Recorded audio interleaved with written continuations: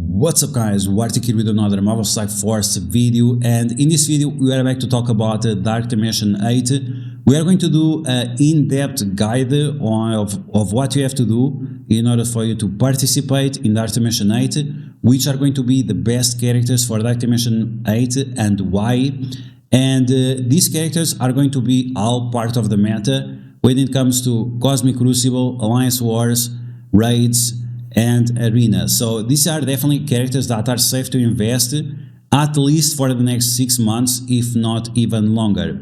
Now, Dark Dimension 8 is going to require you to have a lot of purple ISO 8, and that's not a bad thing. In the past, Dark Dimension 7 and the ones before were all based on gear, but certain characters had more expensive gear than others. And because of this, we would not be able to choose those characters because they were just more expensive and it would take a lot longer for us to gear them up. With ISO 8 now, it's not the same thing. Every character costs exactly the same. So what you have to do is just balance the types that you have, while at the same time making sure that you are picking good characters. Now, with this said, purple ISO 8, like on previous Dark Dimensions, at the beginning of Dark Dimension being released, Scopely or Boundless has this campaign that they're going to give you some ISO 8 and some gear for you to equip your characters, but after that it dries out. So keep this in mind. You should focus right now on really obtaining certain types of ISO 8 because there are more characters of those types than from other types.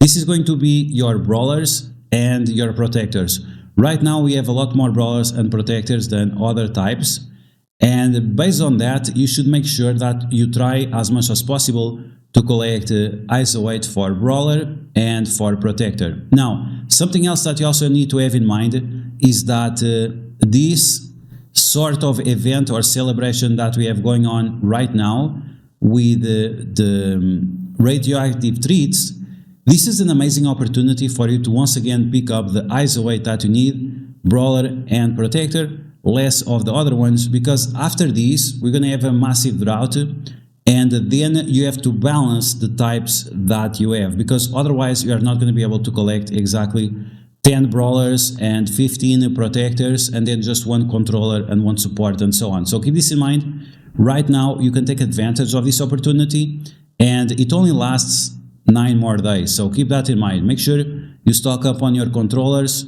on your brawlers and your protectors, and less on controllers, blasters and support. Okay, so with that said, once again, all the characters cost the same. Once again, make sure you take advantage of this opportunity to get brawler and protectors, and then you can balance out the levels. Now, let's take a look at the Marvel Strike Force website, where we can plan exactly which characters we are going to use. I made a tier list of the best characters for each section, and these characters are divided by brawler, blaster, controller, protector and support.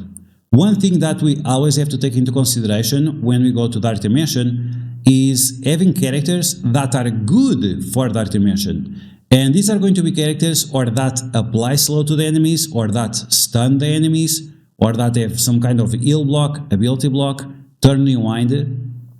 If the characters do not have these mechanics, you are going to struggle really hard in Dark Dimension. So keep this in mind. It's important to have characters that are good in Dark Dimension, and they require those specific traits or those specific abilities and mechanics, and also having some kind of survivability mechanics. So not only we need crowd control, we also need survivability mechanics. So for example, a character like Lady Deathstrike, she's going to be amazing for Dark Dimension because not only she has insane survivability, because she heals on turn, she gains death proofs and she gains evades, which is just massive. On top of that, she also turn rewinds the enemies. So we have the survivability and the control at the same time, and we want to use as many of these characters as possible. You can trust me because I am professional on Dark Dimension. On Dark Dimension 7 or Dark Dimension 6, I was a content creator that cleared the fastest with the least amount of resets, and yeah, I think that's a good reference. Okay, so here we go. Let's take a look on how you can reach the Dark Dimension 8 planner. So you want to go to marvelstrikeforce.com, then you want to log in with your account, and you want to press on your profile picture, then you go to roster, and then you go to Dark Dimension Planner. In Dark Dimension Planner, you can plan for the different Dark Dimensions that you are doing. Planning for Dark Dimension 7 or Dark Dimension 3, nowadays it's almost the same, but for Dark Dimension 8 is very, very different. On the left side, we have the different tags that we require: blaster, roller, controller, protector, and support. On the right side, we have the amount of gear that we need for gear tier 19. Based on the community managers, gear tier 19 is not going to be a requirement, but it's a recommendation because it's going to be very, very hard. So keep that in mind. Okay, so we have the different sections, and you go down and you can see that the characters are divided by price. At the top and on the left, you have the most expensive characters when it comes into gear, and at the right bottom, we have the least expensive characters. Like I said, for Dark Dimension 8, the gear is not important because gear tier 19 is just a recommendation, not a requirement. So the only thing that matters is really the ISO weight. And this means that we can pair up expensive characters and bring them to Dark Dimension 8, which was not a possibility in the past. This really increases the level of theory crafting that we can do for Dark Dimension, so let's keep that in mind. Other thing that we need to take into consideration is the factions. For example, for city villains, one of the factions that we have is Sinister 6 and Superior 6. Other faction is Underworld or Hive Mind. So you want to focus on one of these factions in order to take advantage of their bonuses, but sometimes it's going to be good, other times it's going to be irrelevant. So you have to make sure that we are making the right decision for the right section of Dark Dimension. Okay, so with all of this in mind, let's take a look at my tier lists. And we have here the city villains and the city heroes. This tier list, the characters at the left are better than the characters at the right, so you should prioritize those characters at the left rather than the ones at the right. But as always, it's your account, it's your game, it's your personal choice, so keep that in mind. Once again, we should focus on the different factions that we have. So we are going to focus, I'm going to focus on the Sinister 6. So I'm going to take Spider Slayer, Vulture, Mysterio, Lizard, and Craven. So we're going to apply that on the thing. So Vulture, now we have a Lizard, Slayer, and Craven. So there we go. That's the team I'm going to take. They have a Drain from Vulture. Vulture applies slow and offense down. Lizard spreads positive effects from himself. The Spider Slayer gives defense up and deflects. Craven also applies offense down and also does ability block. And the most important, we have Mysterio that with his special, he applies blind for everyone. So these are very powerful mechanics, and this is why, in my opinion, this is the best team that we can choose for city villains. Now, we have an upcoming team, which is the Nightstalkers, and they are going to be a Mystic Raid team. The team supposedly is composed by Oath, aka Karen Page, Moon Knight, I think. Then we also have Blade, Agatha, Harkness, and some other character. Main thing, some of these characters are global, other of these characters are city. I don't expect any of these characters to be villain apart from Agatha, so I don't think this is gonna change anything to the villain section of city, but it might change for the hero section of city. So let's once again take a look at the tier list. Once again, we have different factions. We have the Spider Society, we have Spider-Verse as a whole, we also have Secret Defenders, we have New Warriors, and we have A-Force as well, a little bit of A-Force. The strongest faction here is going to be the Spider Society, so those are the characters we should focus on, but there are other characters that are not part of Spider Society, but that work very well with them, which is, for example, Robbie Reyes. So once again, we're going to focus on the characters at the left, but I'm going to leave one slot open just in case one of these Nightstalker characters are going to be heroes and are also going to be very powerful. So the characters that are safe to invest right now would be Penny Parker, Peter B. Parker, and Robbie Reyes. At least those three characters, in my opinion, they are the safest investment you can make. You could also consider Pavitr if you want. Some people are considering Venom. I think it's a decent choice. I don't use her often enough for me to be a major priority. And some people are also considering Spider-Man Big Time, Spider-Man Noir, and Firestar. All of these characters are decent, but what I'm going to do is just to wait for these Nightstalkers to show up, and then we can see if Karen Page is going to be good, if Man-Thing is going to be a city or a global character, and which other characters are also coming to the game or getting a rework, and this might affect. For example, Moon Knight could have an amazing rework, and then you just want to select him because he's so powerful, and he's also going to have the newer stats, right? So this was definitely going to be something very important, and it's something we're gonna leave open just in case.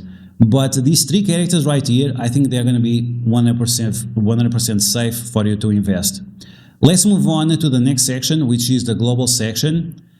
So for global villains, we have different factions like Orkies, we have Cabal, and then we also have some mixed match of characters from different teams. Most people are going to focus on Cabal. I also was going to focus on Cabal in the past, but now I changed my mind. I think I can make a team that is better than Cabal by using mixed match characters. Like I said, in certain nodes, this might be important or might be relevant because we have characters that can carry like Apocalypse. Now, for Dark Dimension, as I said before, we need crowd control, we need characters with stun, turn and wind, slows, things like that. And we only have 3 characters that apply slows to everyone, which is going to be Dakan, we have a Zombie Juggernaut, and we have a Nemesis. The character right now that is most meta is Dakan and Zombie Juggernaut, so I'm going to choose one of them and take them for global to apply slow to all the enemies. This is going to give me a speed advantage, and that's going to be very important for this team, because I'm also going to take Lady Deathstrike, and when you rewind the enemies with Lady Deathstrike, if they have slow, then that means you get 50% more value from the turn rewind, right? So this is going to be a massive advantage. So with this in mind, like I said, some people will take Cabal. I'm going to just take individual characters, but one of the characters that we're going to take for sure is going to be Apocalypse. Then, like I said, Lady Deathstrike, then or Dakan or Zombie Juggernaut. At least for now, I'm going to take Dakan. And then you want to fill with whichever character you feel like is going to be beneficial for you. We don't have any stunner yet, so it would be nice to use a character that stuns. So for example, you could use Erish, or you could use Agatha. Like I said before, Agatha is going to get a rework, so it's a character that you should keep your eyes on in order for you to take advantage in the future. We also have Omega Sentinel. She also applies stuns to tech characters, which might be relevant. And we also have Namor and a few other characters that are nice to have if you meet the right conditions. Let's talk about Namor. So Namor is part of the Cabal, and you can use the Cabal as a 3-piece, that's fine, but because we want to take advantage of these characters that apply the slows, that the turn rewinds and so on, maybe you just want to take half of the Cabal. So you could, for example, take into consideration the leader and then Namor. And this would be a great team, right? We would have the leader with all his effects. It's going to greatly benefit Apocalypse, Lady Deathstrike, and Dakan. And then you have Dakan applying vulnerabilities, and Namor then can turn rewind the enemies with those vulnerabilities. So this is definitely something for you to keep in mind, is that depending on the last 2 characters you take, you might have huge advantage. Or with Cabal as complementing, or with Agatha, or even with Orkies. You could also go with Orkies for also doing some additional stuns and so on. Let's move on to the next section, which is Global Hero. And for a Global Hero, once again, we have different factions like X-Men, Alpha Flight, and Illuminati. Some of these factions mix. For example, Wolverine is Alpha Flight, and at the same is also X-Men. We also have independent characters like Quicksilver, which you could apply on any of these teams and you'll be fine. The same goes for Black Knight. And then we also have some Avenger characters that are still decent enough for us to take into consideration. We also have Spider Weaver, very overrated, very underrated, but very overpowered. So this is definitely a character that you should have in mind. And the decision I made, at least for now, I might change in the future, is going to be to take Illuminati, because they are very strong in Alliance Wars and Cosmic Crucible, and also Black Knight. I'm going to leave one slot open in case Man-Thing or some other character that gets a rework is global, and we can take him like that. So we have stuns, we have ability blocks, we don't have any character yet that applies slow, so that might be something to take into consideration, like for example Nightcrawler to apply slow to everyone. So that's something that we need to have in mind. Okay, so that was global heroes. Now we have the last section, which is legendary or cosmic, and we have a lot of characters to choose from. Once again, the characters at the left are better than the characters at the right, but because they are separated for each of their tags, it kinda hides the value of some of the characters. We can just choose 5 out of them, so depending on what you have available, you're gonna have a better selection, right? I'm going to select which, in my opinion, which are the best characters, which is going to be Super Skrull. We're gonna take Mephisto as well. We're gonna take Old Man Logan. And then we're gonna take what? Oh yeah, we're gonna take the Thanos. Endgame Thanos is going to be very, very important, because every time you apply Expose to the enemies, you're gonna get energy for your team for characters that were not at full energy. So this full team together is going to be absolutely insane. Now, once again, we have one free slot. Who is this free slot for? This free slot is going to be for that guy, Blade. Yes, Blade. The next legendary coming is going to be probably a hero character. And when you use Super Skrull, you want to have 2 villains and 2 heroes. So that's why you're going to wait for Blade. In case, for some strange reason, Blade is not a hero, you could also take into consideration Photon or Val or some other hero character to make sure that your Super Skrull is full of its passive buffs, because it's very, very important, having the additional piercing damage, ability block, trauma, and so on. So yeah, we have a lot of characters to choose from, but I think those are going to be the best picks. And overall, these are characters that have insane value everywhere. So we have Alliance Wars, Cosmic Crucible, we have Alliance Wars, Raids, Cosmic Crucible, Alliance Wars, Cosmic Crucible, and Arena. Here we have Cosmic Crucible, Alliance Wars, and Arena as well. And finally, Alliance Wars, Cosmic Crucible, Arena, also some raids. So yeah. So overall, these are going to be the best characters for you to choose from, in my opinion. Of course, this is all based on my opinion. This is all based on my experience. If you have some different personal choices, you should follow them, because this game is all about playing with your favorite characters. And if you're not happy about something, like, just do what you feel like. It's not one character that makes the difference, but you should at least try to have a 4 character solid setup, which can carry some other characters that is not as relevant. But overall, in my opinion, these are going to be the best characters based on the current meta and based on my experience on the top 100 alliance in Alliance Wars, in Raids, and we also have a lot of people very high in Cosmic Crucible, so I think overall this is going to be great suggestions in case you want to be competitive and having long-term investments. So yeah guys, in my opinion, those are the best characters for you to take for Dark Dimension 8.